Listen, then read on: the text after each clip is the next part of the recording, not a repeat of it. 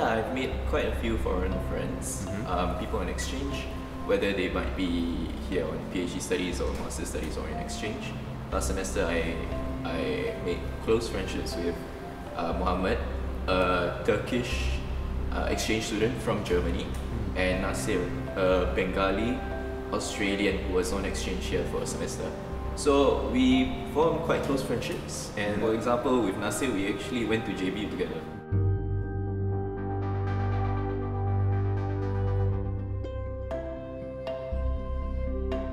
With Nasir, no, because he was from Australia, but with Muhammad, the Turkish brother, he had some issues with English, but his English was quite good. So English is the method of instruction here, so that would be the most issue with international students they might have.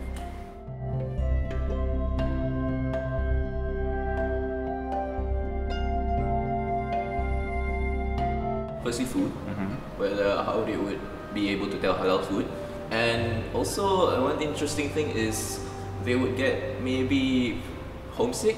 They would like to try their cuisine from home, and they would ask you, where can I find this, where can I find that. So generally, food is a matter. Places of prayer, the nearest mosque, the easiest mosque to access to NTU, the Musollahs, that would be an issue. Other than that, it's quite easy to be a Muslim in NTU, alhamdulillah.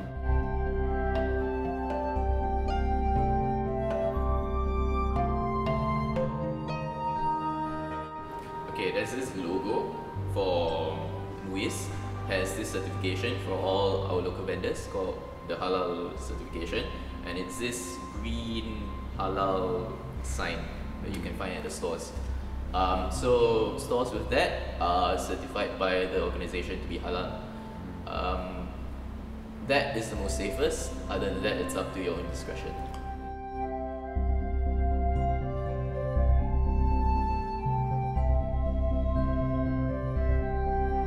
For me, it's okay, but generally for our international students, it can be hot and humid.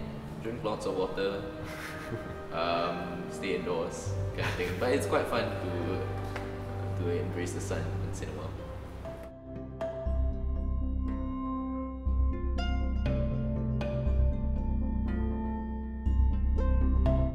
Generally, for example, food in our school, meal would cost you about either $3.50 to $5 a plate of for the food.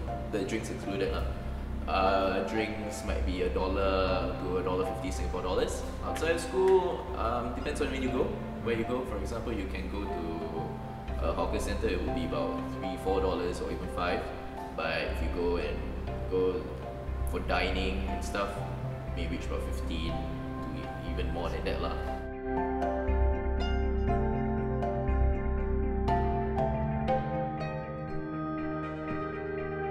So prayer times, Fajr, Subuh, would start about 5:30 in the morning and end about 7. Then Zuhur would be from 1 to about 4. Asar would be about 4 to 4:30. Maghrib would be at 7, around 7. Then Isha would be about 8 to 8:30.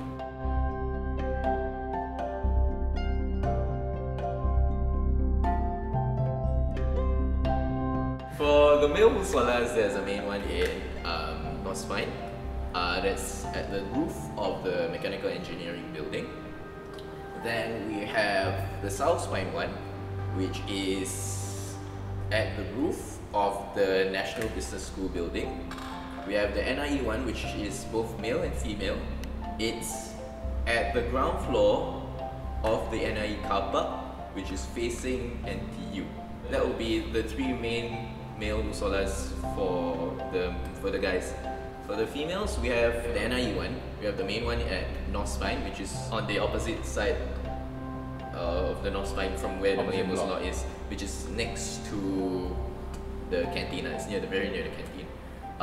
For South Spine, it's on one of the levels of the electrical engineering block. You may and you would need for these two Musollahs to get your card to be signed or something by the security.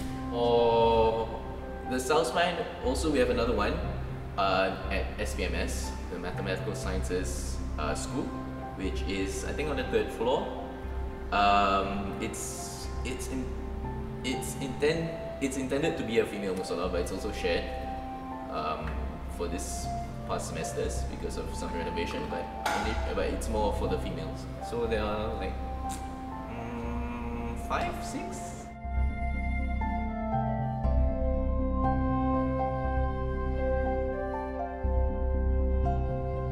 Throughout the semester, there are shuttle buses catered for the entire Muslim community, the male Muslim community, to shuttle us from NTU to Masjid Al-Firdaus, which is located at Old Choa Chu Kang. The buses can be found at carpark F, which is next to the childcare and at the rooftop, near the rooftop of the mechanical engineering building. It is also opposite the student affairs office. So with those 3 landmarks, is this huge car park in the middle. So the buses will be there. It will start from 12:30. There will be, I think, a few buses to ferry us to the masjids. If you would rather not go there, you could travel to Boon Lay and go on your own and find the nearest masjid would be Masjid Assyakirin or Masjid Al-Mukminin at Jurong East.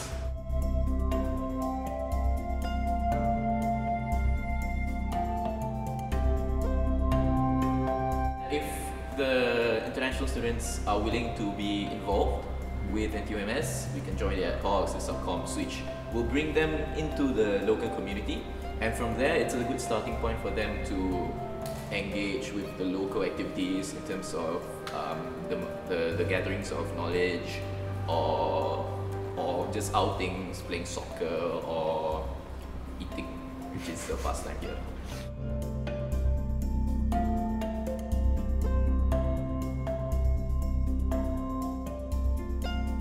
Well, there are a few ways. If they don't want to be committed to NTUMS, they could make friends at the Musollah lah, just don't. But that will be the Muslim community in general. But if they want to be involved, they'll be able to apply for ad hocs or subcoms. For example, we have a master student, this brother called Syed Kashif, who has become quite involved in both an ad hoc and a subcom during his time here. And he has made, alhamdulillah, we have been friends together, and he has, as an international student, has made quite a lot of Singaporean friends.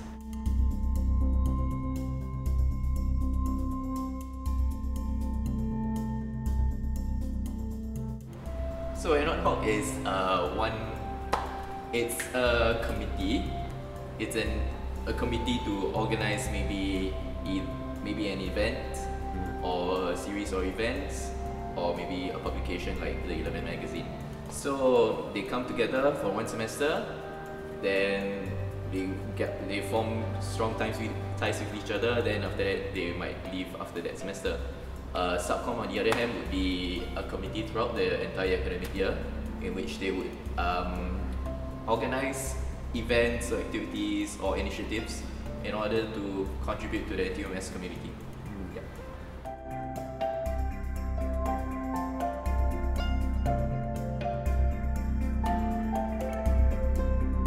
The Exco has organized that Path to Victory thing, which is a retreat for us. So everybody's invited, so they could go for that and just mix around. We have exam welfare talks, religious talks held in school throughout the semesters, which they can come and just interact. We will have dinner and all that. It's a very chill environment. They may hold classes weekly, and normally it's at the evenings.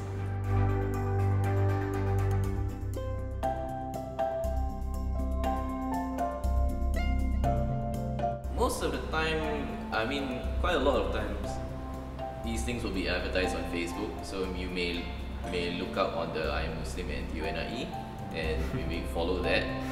So just keep a lookout, and if you see something or meet someone who invites you along, maybe you could try. Yeah.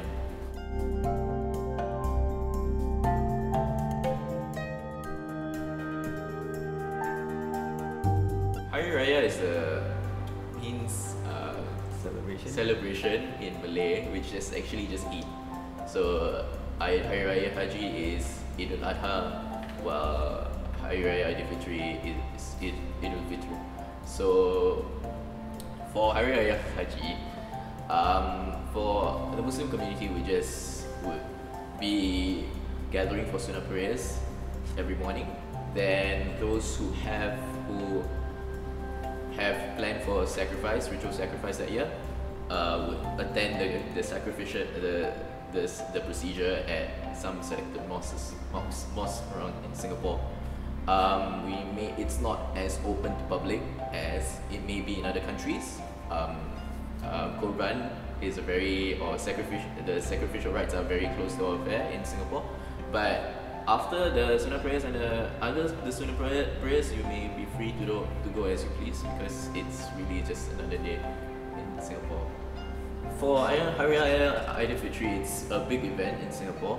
For the Malay Muslim community, we really celebrate it in full force. After the sunnah prayers in the morning, then we normally go visiting. Okay, before the sunnah prayers, it will be Takbir Raya at night. In every mosque, you might find it after Maghrib. Then it will carry on, and it will carry on through the night lah. So it may start the night before. So if you want to be in the festive mood in a mosque, you may just go to the mosque the night before the day itself. But in the day,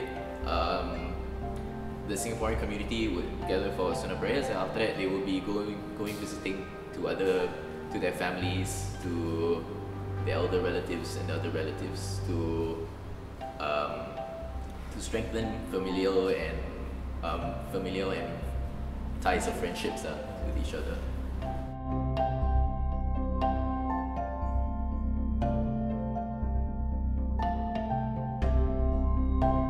Do mix and get involved with us, with the Muslim community in Singapore. We are more than happy to welcome you in.